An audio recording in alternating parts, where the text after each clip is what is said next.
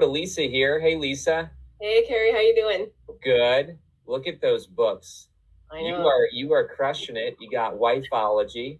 Yep. You have, in fact, I'll go like that. There we go. That's better. Ah, There we go. So wifeology, and then you have the time. Talk to us. Time Tree Chronicles. It's a trilogy. So Uh, good. So yeah. good. And you are. Correct me if I'm wrong. We got so many amazing authors, but aren't you our only ever two-time winner?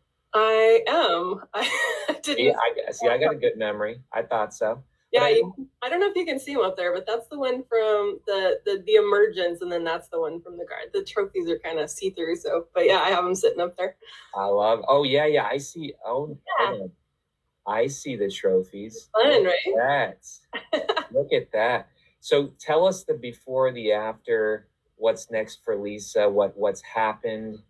I mean, you're just tearing it up everywhere you go. So talk to us. This series started out really as my journey with God. My main character, Iris, is basically me. Well, in small ways. I sort of divide myself among my characters. So my good Okay. side went into her best friend, and her intellectual side went into her. So, Good. but it was amazing. A couple years ago, I was just like, God kept putting people in my path that confused me. Okay. People that were just so different from myself and so different from the way I grew up in church and talking about things, biblical things. And I thought, these people seem so happy and so on fire for God. And I just want to know what they've got that I just don't really have going on.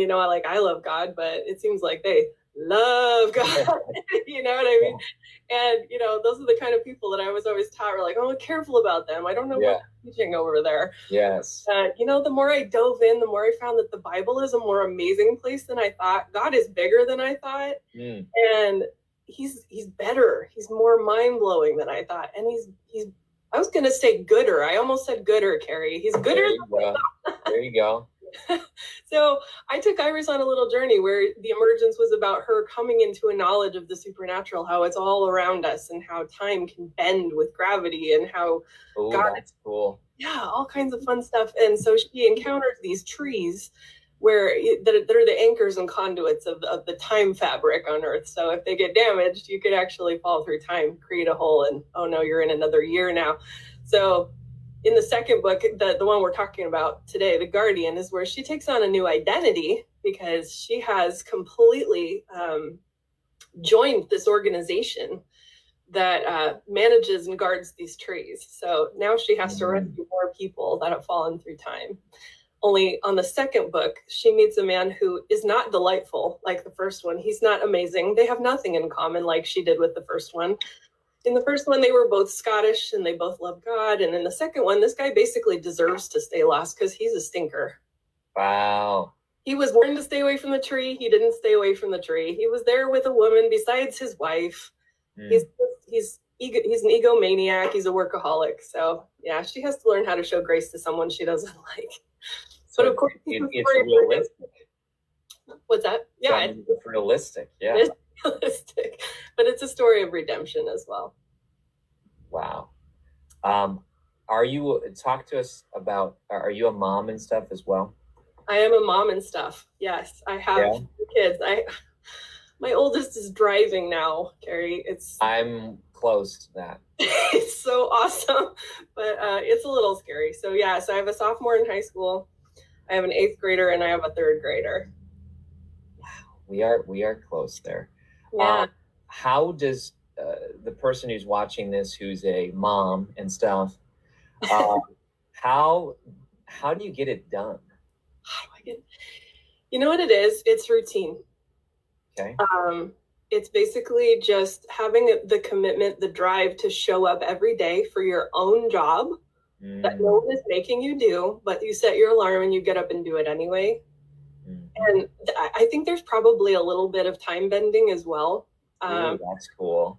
Yeah, seriously. I was told by someone who is prophetic, and again, that used to make me uncomfortable 5 years ago, but now I love it.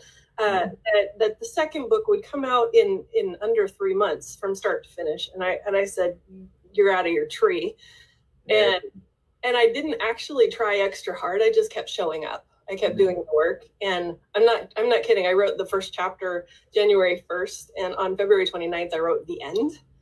And then That's it was crazy. And it was in print by the end of March. So That is crazy. Yeah, God multiplied minutes like he multiplies loaves and fish. That's amazing, because it was. Elixir Project did not take that short. I love this plot too. I mean, so cool. Let's talk a little bit about what's going on in your world. So what is your website? My website is lisaraemorris.com. Pretty easy. 2 R's or 1 R? Answer. Okay, so 2 R's in Morris and 1 R in Ray. R-A-E. There you go. Did I get it right? Yeah, I don't know. Maybe. You get the top of your thing. .com. Excellent. So, can you see my screen? I can. This is you? Yeah. Fantastic. And things are populating and all kinds of stuff. So, give us the journey, because I don't know the full story. How did you find out about the Author Elite Awards? How'd you get into writing? All these things. I have been writing since 1989, but only poetry and short stories and blogs. Okay. I'm not super old. That was 4th grade for me. But it was one of those things where I said to myself, I can never be an author. I want to write books, because I have always read these amazing books that changed the way I think, stuff like by Frank Peretti and C.S. Lewis and those guys that write these amazing, mind-blowing stories. And I thought, I want to do that, but I can't, because I don't finish things. I don't have that long of an attention span. So I'm going to stick to what I'm good at, which is just articles and short stories and stuff. Okay. And I did that for about 30 years. So, but you know what? I found Author Academy Elite, and I heard you saying stuff like, you are an author. And I was like, am I an author? I could be. So I think all it takes is just, if I submit myself to this process and just keep doing what I'm doing, only keep doing the same project instead of a lot of short ones, the outcome could actually be very different. So yeah, it was amazing. So I had this idea that I couldn't get out of my mind. I feel like God put it there, and I wrote it, and it was an absolute delight. Plus, my kids were involved in the whole thing. They helped kind of drive the plot. And whenever I got stuck, I would say, what would you do here? And they would say, oh, do this. And they were always right. So always ask a 12-year-old if you're stuck. That is fun, though. I like how I just like everything, about your whole career. You got the Wifeology book, which is an audio. It is. That one is an audio. Yeah. Have you thought about putting your fiction in audio, or is that like crazy? It's not crazy. I have thought about it a lot. The one hang up I have, which I'm in the process of finding answers to, is that narrating myself has always been my preference, but I don't know if I want to try to narrate a Scottish accent. Yeah. I hear you. Yeah, because I don't want to butcher it and have people be like, come on, lady. Yeah. Yeah. I want to honor that accent because it's beautiful. So I want to make sure it's done right. Well, I wanted to make this about you and your book. And it's also a great point for a tip, though, because we're dropping the Wifeology book link in as well here. I've read my nonfiction books, but I purposely did not read my fiction book because personally I thought I wouldn't be believable as an author trying to do multiple characters, plus my main character is a woman, and that would be really crazy. But let's talk about that. I don't think there'd be anything wrong with you having someone else narrate a fiction book, because they do have to be multiple characters. So what are you thinking? Well, there are a ton of characters, both male and female. And actually, as the books progress, we go to different countries. So the second book, The Guardian, that I just won the award for, takes place in Arizona. So I'd be comfortable there. But we do have some Mexican accents. And then in the third book, which I just finished in December, and Congrats. Thank you, New Zealand. So yeah. I wouldn't want to try that either. But I'm actually talking to a few people who have connections with just some audio production places that might be able to even do some like voice actors and sound effects and stuff. Absolutely. because I've been told they kind of read like movies. So I wanted Yeah. to, if they're in audiobook form, I want to honor that. So That's great. almost write like a screenplay script. Yeah. Without all the dialogue tags in it, just so you know that it could be easier to use for audio. I think that makes a ton of sense, and I think it would bring it to life. Yeah. Well, give us one tip here before we go to Neil.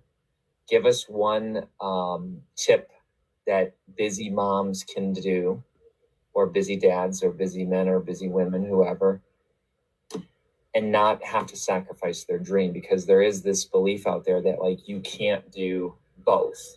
You can't do your dream and fulfill your other roles. What can you give us some advice? Yeah, I would say have your priorities completely set so that you know exactly what you're willing to sacrifice and what you're not. Okay. Because you can't do your dream with guilt. That's huge. Yeah. And so as much as it's worth the sacrifice, make sure you're willing to make it. And then get up early and do it, and involve your kids and your family as much as you can. That's so good. All right. Well, hey, it's great seeing you. We popped in your own website, the Wifeology website, the award-winning Amazon books as well. So you're a rock star, Lisa. Thank you for being here today. Thanks, Kary. It was fun. All right. We'll see you.